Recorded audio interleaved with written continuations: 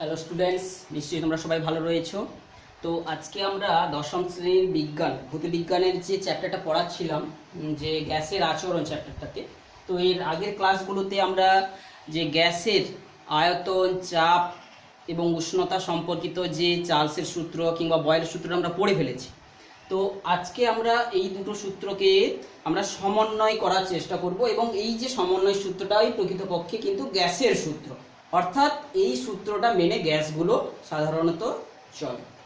তো আমরা চলে আসছি যে চার্লসের সূত্র এবং বয়েলের সূত্রের সমন্বয় সূত্র, যাকে বলা হচ্ছে কিনা গ্যাসের সূত্র বলে বলছি। গ্যাসের সূত্র অর্থাৎ গ্যাসগুলো এই সূত্র মেনে চলবে। গ্যাসগুলো মেনে চলবে মানে কি, কোনো গ্যাসের যে আয়তন, তাপ এবং চাপ, এইটা যে সূত্র অনুযায়ী পরিবর্তিত হবে তাকে বলা হচ্ছে গ্যাসের সূত্র। তো আমরা গ্যাসের যে আচরণ সম্পর্কিত যে বয়েলের সূত্র আর চার্লসের সূত্র পড়ে নিয়েছি, তো তাদের আজকে সমন্বয়টা করছি। তাহলে আমরা এটা করার জন্য আমরা ধরে নিচ্ছি যে ধরি কোনো যে নির্দিষ্ট ভরের, ধরো এম ভরের গ্যাসের যে আয়তন, এটা সমান আমরা ভি, এই সিম্বল ধরছি, এবং নির্দিষ্ট ভরের গ্যাসের যে চাপ সেটা সমান হচ্ছে পি, আমরা সিম্বল ইউজ করছি প্রেসার। আর গ্যাসের কি যে তাপমাত্রা সেটাকে আমরা ই সিম্বল দিয়ে ইউজ করছি। তো এখন কি, যে ওই গ্যাসটা আমরা চার্লসের সূত্র অনুযায়ী কিরকম ভাবে পরিবর্তিত হবে আমরা জানি। তো চার্লসের সূত্র অনুযায়ী, অর্থাৎ যখন হচ্ছে গ্যাসের যে চাপটা স্থির থাকে, অর্থাৎ আমরা জানি গ্যাসের আয়তনটা কি হয়, তার তাপমাত্রার সঙ্গে সমানুপাতে পরিবর্তিত হয়। যখন কি থাকে আমরা জানি গ্যাসের ভর আর হচ্ছে চাপ, এটা হচ্ছে ধ্রুবক বা স্থির থাকে, তখন কিন্তু আমরা চার্লসের সূত্র থেকে ওই যে গ্যাসটাকে আমরা কল্পনা করলাম, যেটা নিয়েছিলাম, যার আয়তন ভি, চাপ পি এবং উষ্ণতা টি ছিল, তাহলে চার্লসের সূত্র থেকে আমরা জেনেছি যে ওই গ্যাসটার যে আয়তনটা উষ্ণতার সঙ্গে সমানুপাতিক হারে পরিবর্তিত হয়। আবার বয়েলের সূত্র থেকে আমরা কি জানি, বয়েলের সূত্র অনুযায়ী আমরা জানি কি ওই গ্যাসের যে আয়তনটা আবার চাপের সঙ্গে ব্যস্তানুপাতিতে পরিবর্তিত। যখন যে গ্যাসের ভর এবং গ্যাসের উষ্ণতাটা ধ্রুবক থাকে, এইটা হচ্ছে বয়েলের সূত্র থেকে আমরা পাচ্ছি। তো এই যে গ্যাসটার যেটার আয়তন উষ্ণতার সঙ্গে এভাবে পরিবর্তিত হয় এবং চাপের সঙ্গে এইভাবে পরিবর্তিত হয়, এই দুজনকে এখন যদি উষ্ণতা এবং চাপ উভয়েই পরিবর্তিত হয়, এখন যদি যে উষ্ণতা এবং যে চাপ, আমরা সাংকেতিক আকারে লিখে দিচ্ছি, যদি উভয়েই পরিবর্তিত হয়, তবে আমরা কি পাবো, যদি উভয়ে পরিবর্তিত হয় তখন আমরা লিখতে পারি যে V proportional to P by P, যখন উভয়ে পরিবর্তিত হবে। এটা যৌগিক ভেদের উপপাদ্য থেকে আমরা পেতে পারি। যৌগিক ভেদ গণিতে রয়েছে, যৌগিক ভেদের উপপাদ্য অনুযায়ী হতে আমরা এটা পাচ্ছি। তো এইভাবে এই সমীকরণে এই ভেদ সিম্বলটা কি তুলতে গেলে আমরা জানি ভি সমান একটা ধ্রুবক, ভেদ ধ্রুবক নিয়ে আসি কে টি বাই টি, এবং এই সমীকরণটাকে একটা আলাদা রূপে নিয়ে চলে গেলে আমরা পাবো ই ভি সমান কে টি। তো এইটাই হচ্ছে কিন্তু প্রকৃতপক্ষে গ্যাস যে সমীকরণ মেনে চলবে, একে বলা হচ্ছে গ্যাসের সমীকরণ। তো প্রকৃতপক্ষে এই যে কোনো একটা গ্যাসকে যখন সমীকরণ মেনে চলবে, তখন গ্যাসটাকে কিন্তু এক অবস্থা থেকে আর এক অবস্থায় নিয়ে গেলে ওই সিচুয়েশনে সমীকরণটার আকার কি রূপে পরিবর্তিত হয় সেইটা আমাদেরকে লিখতে হবে। তো আমরা এই সমীকরণটাকে একটু চেঞ্জ করে লিখলাম ই ভি বাই টি সমান ধ্রুবক। তো এই সমীকরণটাকে কাজে লাগিয়ে কোনো গ্যাস যখন একটা অবস্থা, যেখানে সেই গ্যাসটার প্রাথমিক অবস্থা ধরো ছিল P1, V1 আর T1, সেই অবস্থা থেকে, অর্থাৎ গ্যাসের যেখানে চাপ, প্রাথমিক আয়তন, প্রাথমিক উষ্ণতা যেখানে P1, V1, T1 ছিল, গ্যাসটার পর এমন একটা প্রসেসিং করলাম যেটার পরবর্তী যে চাপ হয়ে গেল P2, আয়তন হয়ে গেল V2, উষ্ণতা হয়ে গেল T2। তাহলে এই যে অবস্থার সময় কিন্তু গ্যাসের মধ্যে কি সমীকরণ মেনে চলবে না P1 V1/T1, যেটা প্রথমে ধ্রুবক ছিল, পরেও সেটা কিন্তু এমনভাবে পরিবর্তিত হবে P2 V2/T2, এটাও সমান ধ্রুবক হবে। অর্থাৎ এই সূত্র মেনে কিন্তু গ্যাসটা চলবে। তো এইটাই হচ্ছে চার্লস এবং বয়েলের সমন্বয় সূত্র। তো এখানে এই প্রসঙ্গে আমরা বয়েলের সূত্র এবং চার্লসের সমন্বয় সূত্র পড়াতে গিয়ে আর একটা জিনিস এখানে জেনে নেব, যেটাকে হচ্ছে আদর্শ গ্যাস।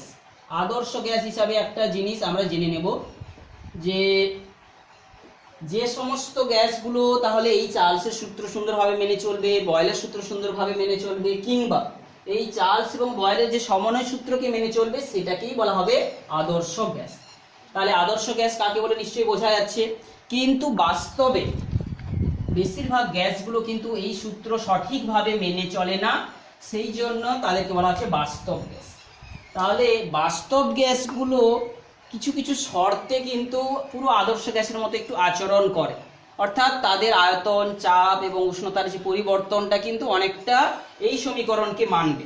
অর্থাৎ কোন দুটো সেই শর্ত হলে যে বাস্তব গ্যাসগুলো যে আদর্শ গ্যাসের মতো আচরণ করবে। আদর্শ গ্যাস কোনগুলো?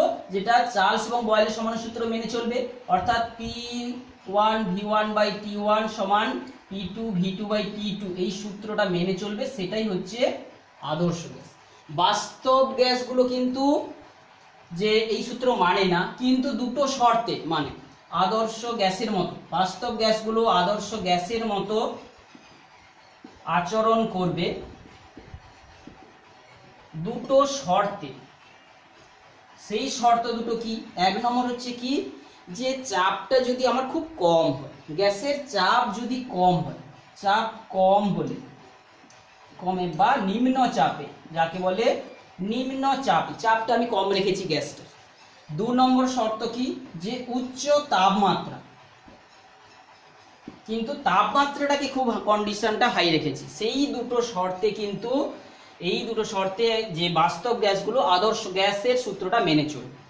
তো আমরা এই আদর্শ গ্যাসের সমীকরণ, প্রকৃতপক্ষে যেটা এটাও একটা আদর্শ গ্যাসের সমীকরণ, সেক্ষেত্রে আদর্শ গ্যাসের সমীকরণটা আমরা পাবো PV সমান RT। এই যে ধ্রুবকটা কেটাকে রিপ্লেস করে কেটা যখন আরে পরিণত হবে, তখনই হয়ে যাবে ওইটা আদর্শ গ্যাস সমীকরণ বলে বলবো।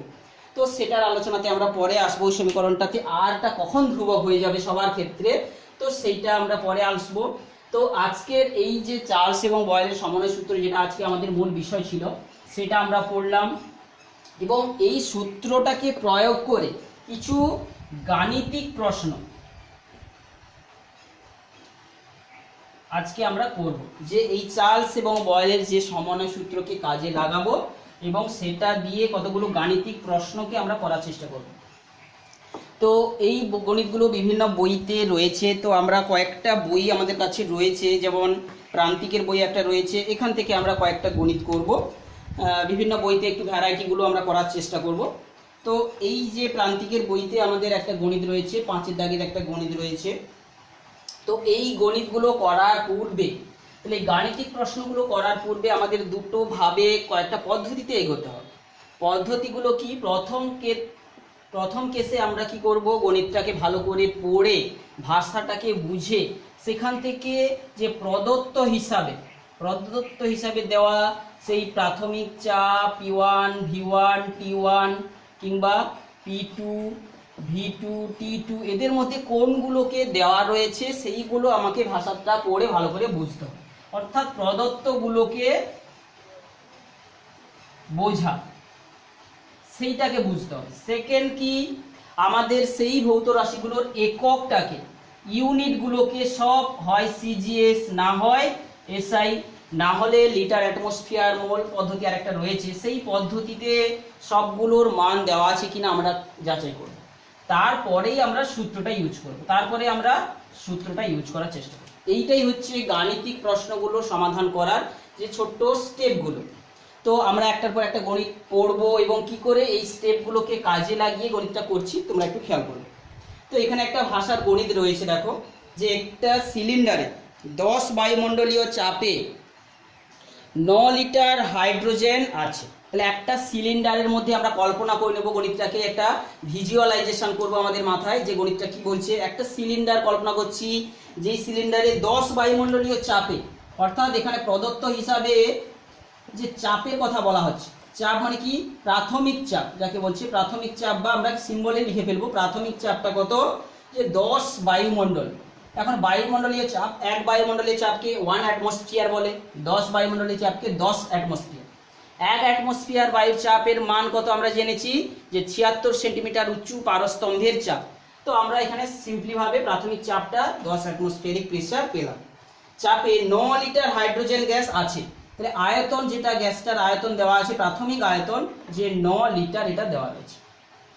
এবারে কি উষ্ণতা অপরিবর্তিত রেখে, উষ্ণতাটা ধরো প্রাথমিক যে উষ্ণতা ছিল যেটা, সেটা স্থির রাখা হচ্ছে, সেইটা স্থির রেখে 2 বায়ুমণ্ডলীয় চাপে যে পরের চাপটা কত হচ্ছে 2 অ্যাটমসফিয়ারিক প্রেসার করা হচ্ছে, রেখে 1 লিটারের কতগুলো গ্যাস বেলুন তৈরি করা যাবে। তাহলে আয়তনটা আমার কত হয় আগে দেখি। ওই যে গ্যাসটা যেটা 10 অ্যাটমসফিয়ারিক চাপে 9 লিটারের একটা গ্যাস ছিল, তার উষ্ণতাটাকে স্থির রেখে আমরা 2 অ্যাটমসফিয়ারে যখন গ্যাসটাকে নিয়ে গেলাম, ওর আয়তনটা কত হয় আগে দেখি। সেই আয়তনের গ্যাসটাকে দিয়েই তো গ্যাস বেলুনগুলো 1 লিটারের গ্যাস বেলুন তৈরি করা হয়েছে। তো আমরা এই আয়তনটা বের করলে তবে সহজে উত্তরটা হয়ে যাবে। তো এক্ষেত্রে আমরা যেহেতু দেখতে পাচ্ছি যে স্থির তাপমাত্রায় হচ্ছে, তো এটা আমরা বয়েলের সূত্র বের করতে পারি। বয়েলের সূত্র হতে P1 V1 সমান P2 V2, এক্ষেত্রে আমার V2টা বের করতে হবে। তাহলে V2টা সমান আমরা জানি P1 V1 বাই P2টা নিচে এসে বসবে। সমীকরণ সমাধান তোমরা শিখেছো। তো এই সমীকরণে যে মানগুলো যদি বসাই, P1 এর জায়গায় মানগুলো 10 ইন্টু V1 এর জায়গায় হচ্ছে 9 আর P2 এর জায়গায় হচ্ছে 2। এটার এককগুলো যদি দেখি, উপরে এখানে ছিল অ্যাটমসফিয়ার, আয়তন ছিল লিটার, আর নিচে থাকবে অ্যাটমসফিয়ার। এই অ্যাটমসফিয়ার কেটে যাবে, এটা লিটার থাকছে, তাহলে 45 লিটার। তাহলে 10 অ্যাটমসফিয়ারিক বায়ুর চাপের গ্যাসটাকে যখন আমরা 2 অ্যাটমসফিয়ারে নিয়ে গেলাম 9 লিটারের, সেটা 45 লিটার হয়ে গেল। নিশ্চয়ই বুঝতে পারছো চাপ কমালে আয়তন বেড়ে গেছে, 9 লিটার থেকে 45 লিটার হয়ে গেছে। এখন আমরা বেলুন তৈরি করব এই গ্যাসটাকে দিয়ে। তাহলে একটা গ্যাস বেলুনের যে আয়তন 1 লিটার করে, তাহলে আমরা অতএব বুঝতেই পারছো যে আমরা ওই চাপে 2 অ্যাটমসফিয়ারিক চাপে এবং উষ্ণতায় আমরা অতএব 45টি বেলুন তৈরি করা যাবে। বোঝা গেল? তো গণিতটা পড়ে আমাদেরকে কিন্তু এই সহজ পদ্ধতিতে স্টেপ বাই স্টেপ আমরা এখানে গণিতটা করলাম। তাহলে প্রথমে প্রদত্তগুলোকে বের করে ফেললাম, তারপরে এককগুলো যেহেতু সবগুলো এককগুলো প্রায় একই রয়েছে, দুপাশে একই এককে রয়েছে, কারণ কাটাকাটির সময় আমরা এককগুলো কেটে চলে যাচ্ছে। তো এরপরে আরো একটা গণিত আমরা করছি। তো আর একটা গণিত আমরা দেখছি, 6 দাগের একটা গণিত। কি বলছে যে 0 ডিগ্রি উষ্ণতায় কোনো গ্যাসকে উত্তপ্ত করলে গ্যাসের চাপ এবং আয়তন উভয়ই দ্বিগুণ হয়। তাহলে আমরা গ্যাসকে উত্তপ্ত করলে, তাহলে কোনো গ্যাসের এখানে প্রদত্ত হিসাবে আমরা যে দেওয়া রয়েছে কোনো গ্যাসের উষ্ণতা T1 0 ডিগ্রি সেন্টিগ্রেড, কোনো গ্যাসকে উত্তপ্ত করছি, তাহলে এটাকে কিন্তু আমরা জানি যে গ্যাসের সূত্র প্রয়োগ করার সময় সবসময় পরম উষ্ণতা অর্থাৎ এর সঙ্গে 273 যোগ করতে হবে, 273 কেলভিন করে নিন, করে গ্যাসের চাপ এবং আয়তন উভয়ই দ্বিগুণ করে দেওয়া হবে। তাহলে নিশ্চয়ই প্রাথমের যে চাপ এবং প্রাথমের যে আয়তন, এগুলো আমরা ধরে নিলাম যে P ছিল, এটা V ছিল, এগুলো সব ধরে নিচ্ছি। এইটা কি হবে যে কত উষ্ণতাতে নিয়ে গেলে, তাহলে আমাকে T2 এইটা বের করতে হবে। কত উষ্ণতাতে নিয়ে গেলে এই চাপটা হয়ে যাবে প্রাথমিক চাপের দ্বিগুণ চাপ, প্রাথমিক আয়তন দ্বিতীয় আয়তনটা কত হয়ে যাবে প্রাথমিক আয়তনের দ্বিগুণ আয়তন হয়ে যাবে। তো এইটা আমাদেরকে বের করতে হবে। তাহলে এটা তো খুব একটা সহজ গণিতটা পড়েই বুঝে গেছে। তাহলে এটা চূড়ান্ত উষ্ণতা কত হবে, এই চূড়ান্ত উষ্ণতা যেটা বেরোবে সেটা তাহলে কিন্তু কেলভিন স্কেলে বেরোবে। তাহলে আমরা এখানে যেহেতু সবগুলোই রয়েছে, চার্লস এবং বয়েলের সমন্বয় সূত্র থেকে পাই, আমরা যে জানি সেটা কি P1 V1 বাই T1 সমান P2 V2 বাই T2। তো এই সূত্রে আমাকে T2টা বের করতে হবে। তাহলে T2টাকে আমরা এইখান থেকে নিয়ে চলে এলাম। তো T2 P1 V1 by T1 সমান P2 V2 বাই T2। মানে T2টা সমান কি হবে P2 V2 ভাজিত এটা নিচে এলো P1 V1 আর T1টা গিয়ে গুণ হলো। এটা তোমরা বুঝেছো, ঠিক করে বোঝার চেষ্টা করবে। এখানে আমাকে এইটা বের করতে হবে, অর্থাৎ আমরা এখানে একটা বজ্র গুণন করে দিয়েছি। কি করেছি অ্যাকচুয়ালি, ধরো P1 V1 ইন্টু T2 এটা দিয়ে গুণ করেছি, আর এটার সঙ্গে গুণ করেছি P2 V2 আর T1। আমার T2টা দরকার, তাহলে এইখান থেকে T2 সমান এইটা নিচে নামিয়ে দিয়েছি। বোঝা গেছে? তো এই সূত্রে আমরা যদি সমস্ত মানগুলো পুট করি, P1 এর জায়গায় 2P 2V আর P আর V, আর T1 এর জায়গায় বসাচ্ছি 273। এককটা এসে কিসে বেরোবে কেলভিনে, অর্থাৎ 4 ইন্টু 273 কেলভিন। এই গুণটা করলে 4 3 12 2 হাতে 1, 4 7 28 29 9 হাতে 2, 4 2 8 2 10, তাহলে 1092 কেলভিন। তাহলে এই 1092 কেলভিন উষ্ণতাতে নিয়ে গেলে যে প্রাথমিক চাপ এবং আয়তনের দ্বিগুণ হয়ে যাবে। তো এই যে এটাকে যদি আমাকে সিজিএস পদ্ধতিতে মান বের করতে বলে, তাহলে এই যে মানটাকে সিজিএস পদ্ধতিতে কত হবে, অতএব T2 যে অন্তিম উষ্ণতা হবে এখান থেকে 273 কি করতে হবে, বিয়োগ করতে হবে, অর্থাৎ 1092 বিযুক্ত 273। এটা যদি বিয়োগ করি এটা ডিগ্রি সেন্টিগ্রেডে আসবে, অর্থাৎ আমরা 12 থেকে 3 গেলে 9, আর 8 থেকে 7 গেলে 1, আর 819 ডিগ্রি সেন্টিগ্রেড। তো এইভাবে আমাদের কিন্তু এই গণিতটা সহজেই করতে পারবো। তো আর আমরা আরেকটা বিশেষ ধরনের গণিত আমরা এখানে করব, যেটা সাধারণত আমরা দেখেছিলাম যে রায় মার্টিনের বইতে একটা ধরনের গণিত রয়েছে, সেটা একটু আমরা করছি। তো এই গণিতটা নিশ্চয়ই তোমরা বুঝেছো, এবং বাকি সমস্ত গণিতগুলো তোমরা নিজেরা করার চেষ্টা করবে, বিভিন্ন প্রশ্ন বিচিত্রা থেকে কিংবা বিভিন্ন অথারের বিভিন্ন বই গণিতগুলো করবে। তো আমরা আরেকটা বিশেষ ধরনের গণিত আমরা এখানে করাচ্ছি, যেটা যে রায় মার্টিনের বইতে রয়েছে, এটা রয়েছে 2 এর দাগের গণিত। কি বলেছে যে স্থির চাপে 5 লিটার আয়তনের কোনো গ্যাসের উষ্ণতা 0 ডিগ্রি থেকে 35 ডিগ্রি পর্যন্ত বৃদ্ধি করা হয়। স্থির উষ্ণতা, তাহলে যে উষ্ণতাটা, এই গণিতটা পড়ে আমরা বুঝতে পারছি উষ্ণতা যেটা T1 এটা স্থির রয়েছে,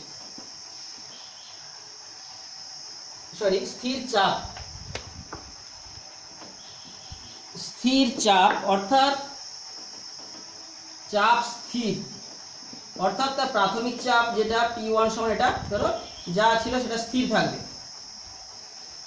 5 লিটার আয়তনের কোনো গ্যাসের উষ্ণতা, তাহলে কোনো গ্যাসটার যে আয়তন লিটার বলেছে, তাহলে এটা আয়তনের একক যেহেতু দেওয়া রয়েছে, এটা তাহলে প্রাথমিক আয়তনটা কত না 5 লিটার। 5 লিটার আয়তনের কোনো গ্যাসের উষ্ণতাটা T উষ্ণতা, আমরা সেন্টিগ্রেড স্কেলে এটাকে লিখছি, T1 ডিগ্রি যেটা সেটা কত বলেছে যে 0 ডিগ্রি সেন্টিগ্রেড থেকে 35 ডিগ্রি পর্যন্ত বৃদ্ধি করা হলো। অর্থাৎ তাহলে চাপ স্থির আছে মানে কি পরের চাপটাও কিন্তু স্থির আছে, এটা লেখার দরকার নেই। আয়তনটা কি বলেছে, আর তাপমাত্রাটা কি করা হচ্ছে যে 0 ডিগ্রি থেকে 35 ডিগ্রি সেন্টিগ্রেড করা হলো। 0 ছিল 35 ডিগ্রি বাড়ানো হলো, মানে পরের উষ্ণতা কত হলো আমরা সেন্টিগ্রেড স্কেলে লিখে রেখেছি যে 35 ডিগ্রি সেন্টিগ্রেড। গ্যাসটার আয়তনের বৃদ্ধি হলো, আয়তন কিন্তু দেওয়া নেই, আয়তনের বৃদ্ধি দেওয়া আছে, অর্থাৎ পরে যে আয়তন হবে আর আগে যে আয়তন ছিল এই দুজনের বিয়োগফলটা আমাকে দেওয়া রয়েছে কত 643 না 640 সেমি কিউব। এটা আমাদের লিটারে দেওয়া ছিল আর এটা আছে সেমি কিউব। তো আমরা জানি যে 1 লিটার সমান কত সেমি কিউব না 1000 সেমি কিউব। তাহলে একে 1000 দিয়ে ভাগ করলে আমরা পেয়ে যাব 0.64 লিটার। তাহলে এই যে আয়তনের যে বৃদ্ধিটা হয়েছে এত লিটার, তাহলে অন্তিম আয়তনটা কত হয়েছে, অন্তিম আয়তনটা কত হচ্ছে, তাহলে এই যে 5 এর সঙ্গে এটা যোগ হবে 5 প্লাস 0.64 এত লিটার। এখন বলেছে এই তথ্য থেকে সেলসিয়াস স্কেলে পরম উষ্ণতার মান কত।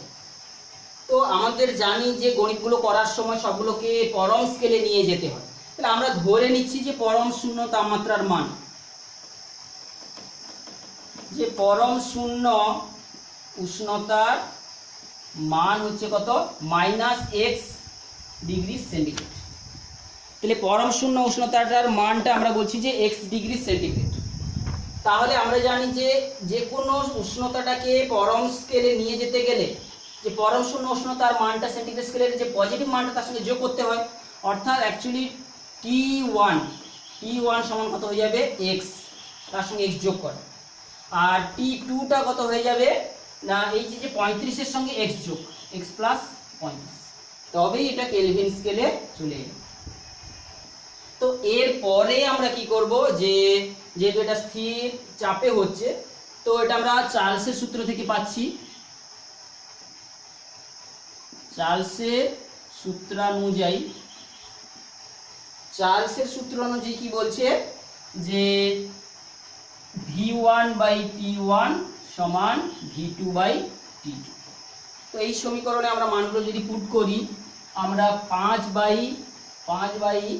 যে T1 এর জায়গায় বসাবো x সমান V2 এর জায়গায় বসাবো হচ্ছে 5 + 0.64 ভাজিত T2 এর জায়গায় বসাবো কত, T2 এর জায়গায় বসাবো x প্লাস 35। বোঝা গেছে?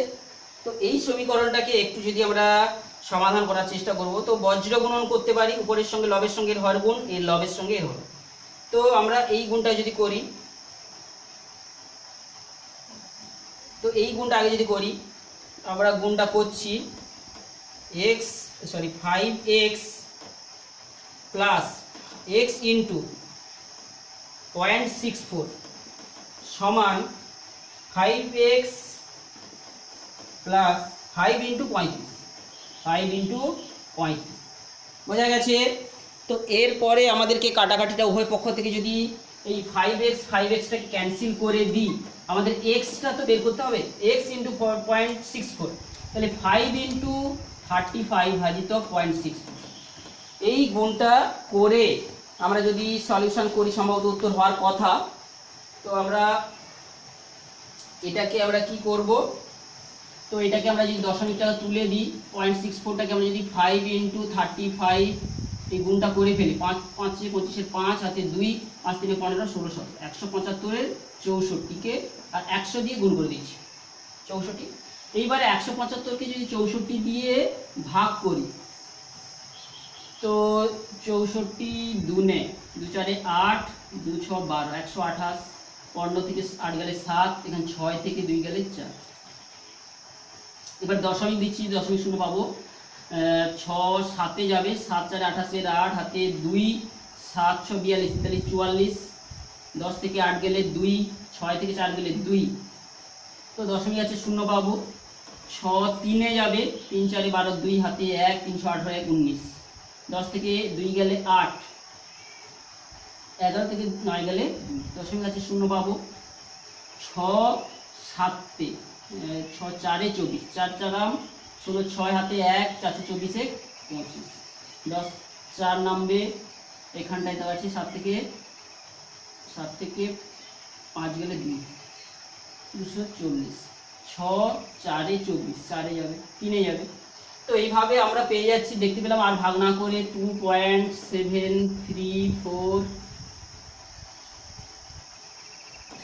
ইন্টু 100 এই ভাগটা আমরা করলাম। তাহলে দশমিক দিয়ে 100 দিয়ে গুণ করলে 273.43 এই মানটা পাচ্ছি।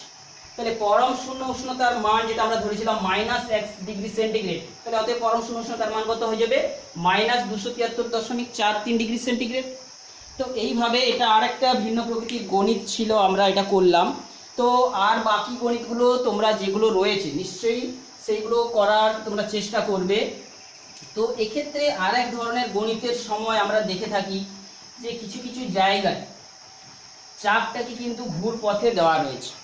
তো সেইটা একটু আমরা বলে নিচ্ছি। চাপটা নির্ণয় করার ক্ষেত্রে অনেক সময় আমাদের একটু সমস্যা থাকে। ধরো কোনো একটা হ্রদের তলদেশে জল রয়েছে, ধরো আমরা বলছি যে 100 মিটার গভীর একটা হ্রদ, এত মিটার নয়, যে 50 মিটার গভীর একটা হ্রদ রয়েছে, তার তলদেশে চাপের মানটা কত হবে। এই জায়গায় চাপের মান আমরা বায়ুর চাপ এখানে জানি 1 অ্যাটমসফিয়ারিক প্রেসার। তো এই উচ্চতার সামান্য 150 মিটারের পার্থক্যের জন্য বায়ুর চাপটা সমুদ্র সমতলে যা থাকে এখানেও তাই আছে। তাহলে এইখানের চাপটা প্রকৃতপক্ষে হয়ে যাবে, এই জায়গার চাপটা হয়ে যাবে PA অ্যাটমসফিয়ারিক চাপের সঙ্গে যে 50 সেন্টিমিটার উচ্চ জলের চাপ, 50 সেন্টিমিটার উচ্চ জলের চাপ। এইটা আমাকে বুদ্ধি করে করতে হবে যে অ্যাটমসফিয়ারিক প্রেসারের সঙ্গে এই 50 সেন্টিমিটার উচ্চ জলস্তম্ভের চাপ কত, H রো জি। H ইন্টু যদি SI পদ্ধতিতে করতে চাই জলের ঘনত্ব 1000 আর G 9.8, এটাতে আমাকে SI পদ্ধতিতে মান বেরোবে। তো এইভাবে কিন্তু আমাদেরকে অনেক সময় চাপের যে মানটা নির্ণয় করতে হতে পারে। তো এই রকম ছাড়া আর বেশিরভাগ গণিতগুলো তোমরা নিজেরা চেষ্টা করলেই পারবে, আর কোনোটা না পারলে তোমরা কিন্তু কমেন্ট করে জানাবে, আমরা সেটা সলিউশন করব।